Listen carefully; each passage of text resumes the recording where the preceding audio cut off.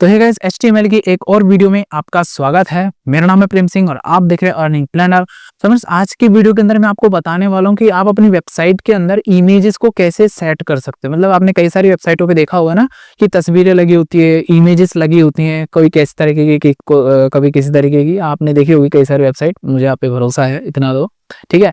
तो यदि आप भी अपनी वेबसाइट के अंदर इमेजेस लगाना चाहते हो तो आज की वीडियो बिना स्किप के कंप्लीटली देखना। उस वीडियो में नीचे एक सब्सक्राइब का बटन मिल जाएगा, सिंपली आपको उसके ऊपर क्लिक कर देना है, वीडियो को लाइक कर देना है। तो ज्यादा टाइम वेस्ट ना करते हुए हम करते हैं वीडियो को स्टार्ट।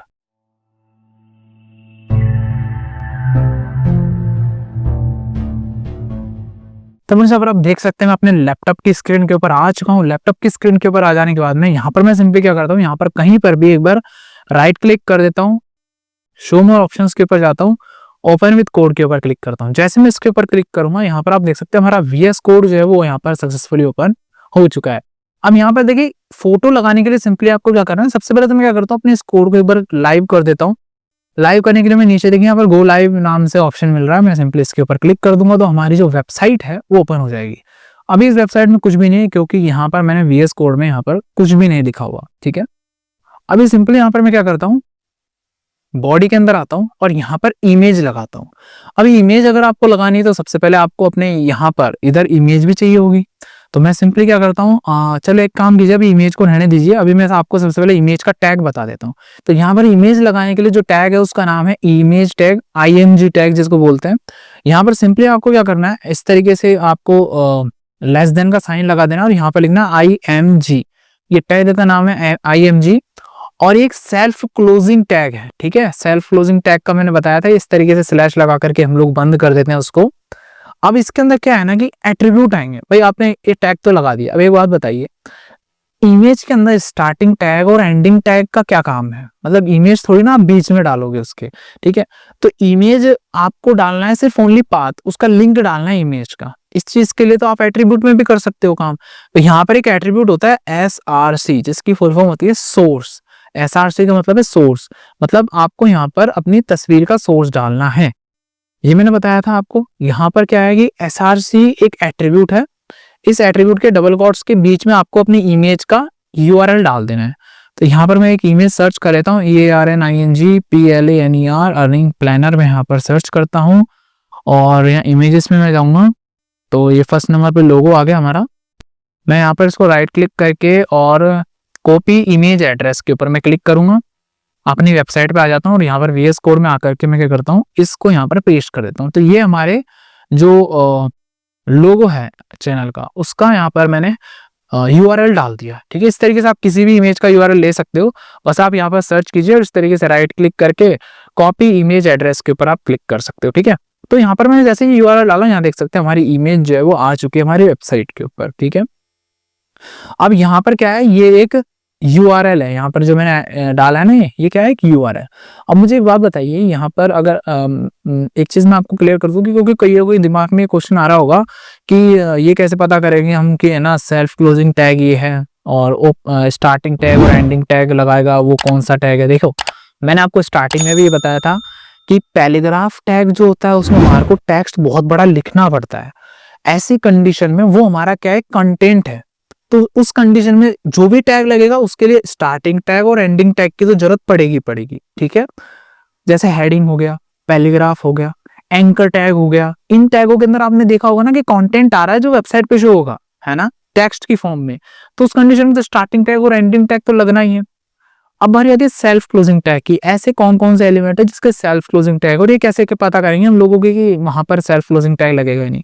बहुत सिंपल है फ्रेंड्स, ऐसा कोई भी एलिमेंट जो कि एक कंटेंट को कंटेन करके नहीं रख रहा, जैसे कि टेक्स्ट वगैरह नहीं आ रहा उसके अंदर, है ना, या फिर कुछ दूसरी चीज कंटेंट वगैरह नहीं आ रहा है उसके अंदर, तो वो उसके अंदर हम लोग क्या लगाएंगे, एक सेल्फ क्लोजिंग टैग, ठीक है। जैसे कि BR हो गया। अब एक बात बताइए, ब्रेक करना है लाइन को, ओनली ब्रेक करना है, क्या उसके अंदर कोई कंटेंट स्टोर हो रहा है? कुछ भी नहीं हो रहा। तो वहां पर क्या लगेगा, BR टैग क्या है, एक सेल्फ क्लोजिंग टैग।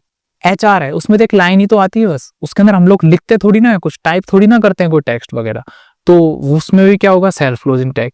ये इमेज है, इसके अंदर हम लोग कुछ लिख थोड़ी ना रहे हैं जो वेबसाइट पे हमारे शो, यहाँ तो एक URL डालना है बस एक इमेज का, तो इस कंडीशन में क्या लगेगा, सेल्फ क्लोजिंग टैग।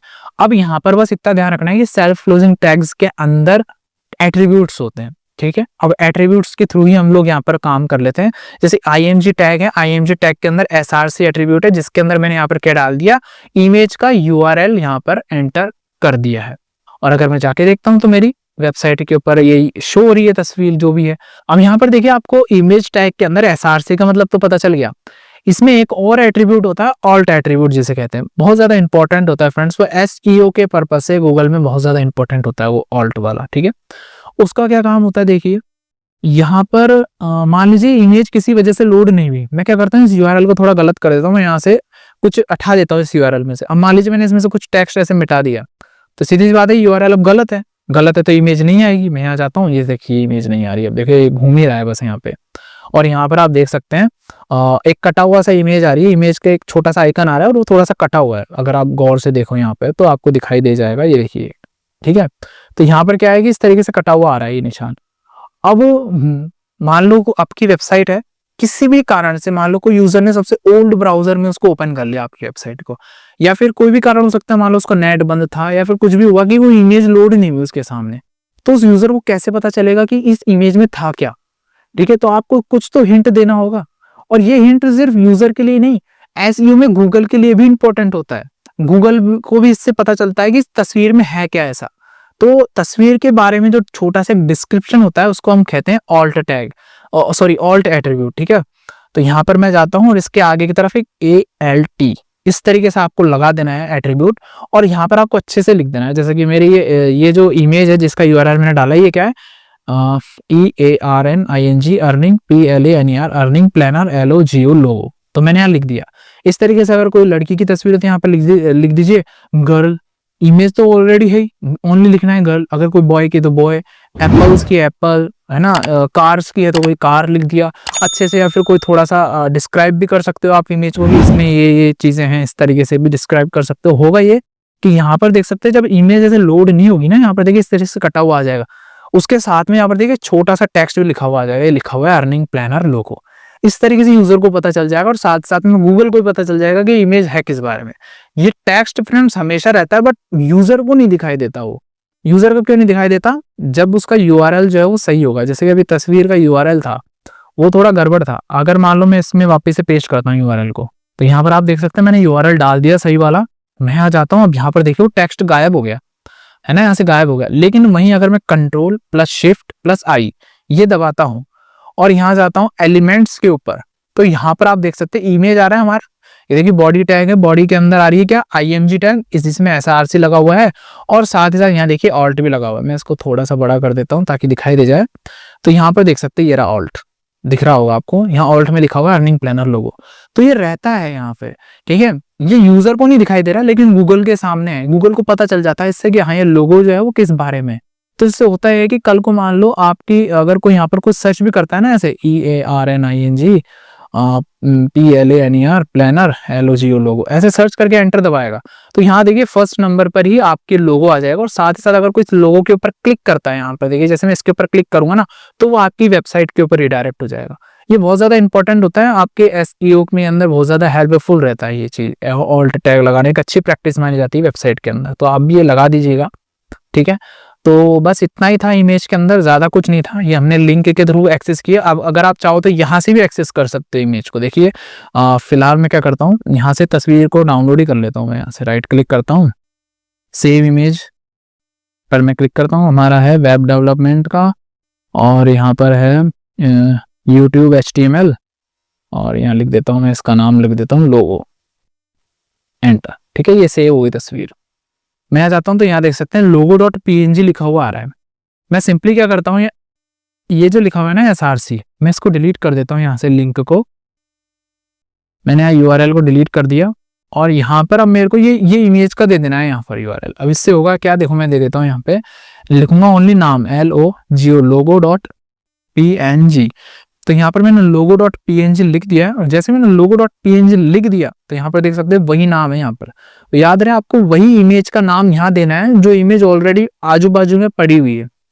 देखो index.html के पास में ही पड़ी है ना, तो यहाँ पर मैंने नाम लिख दिया ओनली। मैं यहाँ जाता हूँ, इसको एक बार रिफ्रेश मारता हूँ, तो यहाँ देख सकते हैं हमारी तस्वीर आ चुकी है, और यहाँ पर मैंने किसी भी तरीके का URL भी नहीं दिया है। अगर मैं Ctrl+Shift+I करूँ और यहाँ पर दिखाऊं तो देखिए साफ साफ यहाँ पर कोई URL नहीं है, IMG के अंदर src में लिखा हुआ है logo.png।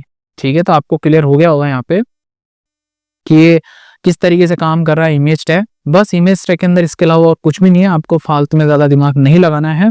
तो फ्रेंड्स आई होप आपको अच्छे सब कुछ क्लियर हो गया होगा इमेज टैग क्या है और किस तरीके से आप अपनी वेबसाइट के अंदर इस इमेज टैग से इमेजेस लगा सकते हो, फोटोज लगा सकते हो।